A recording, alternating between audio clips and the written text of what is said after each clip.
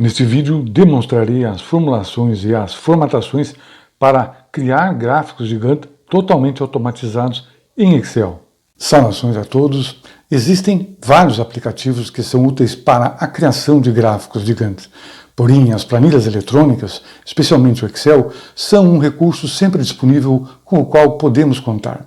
Então, vamos descrever um exemplo de gráfico de Gantt com dependência entre tarefas, cálculo automático de datas e tudo mais em Excel. Vou demonstrar brevemente o que a planilha faz para logo a seguir detalhar como os resultados são obtidos por fórmulas e formatações. Aqui um projeto de desenvolvimento de um produto qualquer como exemplo. Para entender como elaborar projetos, recomendo o vídeo A Lógica e as Ferramentas Práticas para a Gerência do Desenvolvimento de Produtos, que é a parte 5 do curso Como Planejar a Produção Passo a Passo. O link está na descrição desse vídeo. Nesta planilha de exemplo, as células sem preenchimento de cor não contêm fórmulas, exceto as da área das barras ou cronograma gráfico. Descrevemos as tarefas ou etapas aqui. O tempo previsto de execução, no nosso caso em dias úteis, aqui. Os responsáveis pela execução de cada etapa, aqui. E as dependências entre etapas, aqui. Os feriados, aqui. O calendário com dias úteis é calculado aqui, a partir da data de início informada, discriminando semana do ano, mês, dia da semana e dia do mês. Para que as datas sejam calculadas, basta informar a data de início aqui. As datas de início e fim de cada etapa são calculadas gerando as barras do cronograma. Ao alterar tempos de execução, as datas são recalculadas de acordo. O mesmo ocorre se alterarmos as dependências. Também podemos informar uma data fixa aqui. Agora vamos ver então como isto é feito. A primeira fórmula simplesmente traz a data de início geral informada, como a data inicial da primeira etapa listada. Então é possível utilizar a fórmula dia-trabalho para calcular a data de fim do evento. As primeiras partes da fórmula apenas executam avaliações prévias. Se existe data de início, prosseguirá. Caso não exista, deixará a data final em branco. Se existe evento registrado nas linhas da coluna B, prosseguirá. Caso não exista, deixará as datas em branco. Se a duração é 0, a data de fim será a mesma que a de início, constante na coluna E ao lado. Finalmente, se o tempo em dias de duração for maior do que 0, a função dia-trabalho calculará a data de fim. Analisemos esta função. E11 é a data de início. C11 é a duração em dias menos 1. Por que menos 1?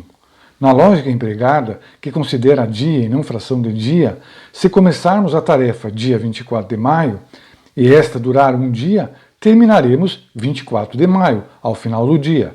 Daí o porquê do menos 1 na fórmula dia-trabalho. A referência às colunas L5A a M5 diz respeito aos feriados. Antecipando o assunto um pouco, observem que dia 3 de junho está registrado como feriado. O evento ou tarefa número 4 termina no dia 2 de junho, mas a tarefa número 5, que é dependente da tarefa número 4, só começará dia 4 de junho. Então, os feriados, além dos fins de semana, estão considerados pela função dia-trabalho. Enquanto a primeira data de início é apenas o resultado de digitação, todas as outras exigem cálculos e não digitação, pois, do contrário, ficaríamos com uma ferramenta incompleta no seu propósito de automatização. É nos procedimentos de cálculo de datas de início que está um ponto-chave que requer a nossa atenção. A solução que demonstro encontrei há mais de 20 anos e está aqui em uma versão bem simplificada. Certamente existem outras maneiras de se obter o mesmo resultado, mas esta, muito simples, se mostrou infalível e prática por todo este tempo. As células para o cálculo de início das etapas, baseado em suas dependências com etapas antecessoras, podem ficar ocultas. Percebam que as colunas onde as dependências são digitadas são as I, J, K, L, M, N. Poderiam ser quantas necessárias. Sobre cada uma dessas colunas, uma fórmula de procura vertical será aplicada, tendo o número da etapa antecessora ou dependência como valor procurado. A matriz da tabela vai da célula A11 até F31. O número de índice da coluna onde está a data a ser trazida é 6. 1, 2, 3, 4, 5, 6. Data de fim da etapa predecessora. Esta procura só irá ocorrer se houver número de etapa predecessora digitado na coluna correspondente, no caso, aí. Se não houver, então a data trazida será a data de início geral do projeto. Observem o que ocorre se removermos a dependência da etapa 11. A data de início fica sendo a data de início geral do projeto. Ampliamos esse procedimento para cada coluna onde podem ser registradas as tarefas predecessoras. Depois de termos cada data de final de etapa predecessora, o seguinte passo é descobrir a data mais tarde, que servirá de base para determinar o início da etapa em questão. Fazemos isto com a fórmula máximo. Observem a etapa 4, que tem duas etapas predecessoras, a 2 e a 3. A 2 termina dia 31 de maio. A 3 termina dia 28 de maio. Logo, a mais tarde é a 2, 31 de maio, como aqui está. Resta ainda outro procedimento para a obtenção da data de início da etapa sucessora, no caso a 4, que estamos vendo. Sendo, nesta planilha, a duração dia inteiro e não fração, sendo o final mais tarde das predecessoras dia 31 de maio, então o início da etapa sucessora será o próximo dia útil. No exemplo, dia 1º de junho. Esta fórmula ainda considera a data fixa informada, na coluna D. Por exemplo, podemos informar outra data que não as das etapas predecessoras como início da etapa. Por exemplo, dia 3 de junho, e não dia 1º. Além disto, na coluna BJ, fórmula CONT-C conta os registros de predecessoras que existam nas colunas IJKLMN. Se for 0, não houver registro de predecessoras, as fórmulas da coluna B e I trazem a data de início geral do projeto como início, sem somar um dia para determinar o início da etapa considerada. Resolvida a questão da determinação de início, basta aplicar as fórmulas para o cálculo de data final conforme anteriormente demonstradas. A data final geral do projeto é obtida pela forma máximo aqui. Os dias acumulados em cada etapa são calculados por fórmula dia-trabalho total, comparando a data de início geral do projeto com o término de cada etapa. A duração total pode ser obtida pela fórmula máximo ou, se preferirem, por dia-trabalho total, comparando as datas de início geral e final geral. Agora, tendo as datas, basta aplicar formatação condicional para que as barras do cronograma sejam automaticamente criadas. A fórmula que está aparecendo não tem nada a ver com a formatação condicional. É para o cálculo de recursos que veremos logo após. A formatação condicional está aqui e deve ser estendida para cada célula da área do gráfico.